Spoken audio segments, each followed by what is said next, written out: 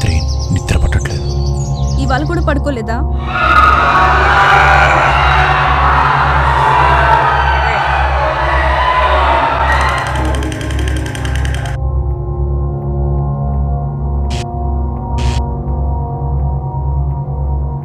To make it simple, నీకు రోజు రాత్రి నిద్ర పట్టకపోవడానికి కారణం నువ్వు వేరొకరి కల్లో మెలకుగా ఉండడం.